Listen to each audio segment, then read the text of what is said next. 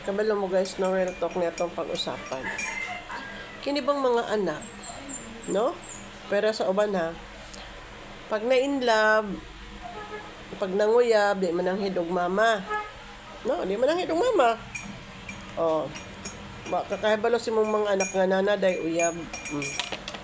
Karon matinga na lang ka nga nagmasulubon. Taka ka na, masaktan, may payak-iyak porsyon.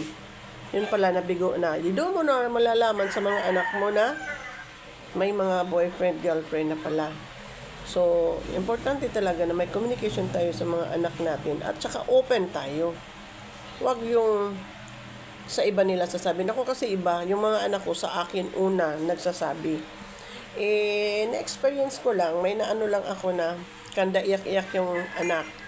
Kasi nga na in love, hiniwalayan. Ngayon, siyempre, ang unang nasasaktan doon ang magulang. Siyempre, hindi mo naman maatim na makita yung anak mo na nasasaktan. O, di ba?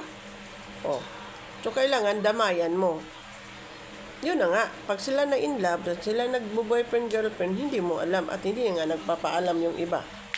O, pag sa hiwalayan blues na, nandun na yon ng mga hinanakit, doon na mag-open kasi nahuhuli mo na. O, di ba? Kasi pag mga anak natin malaki na, hindi natin hawak yung kanilang mga desisyon sa buhay. May mga sariling ano na sila sa mundo.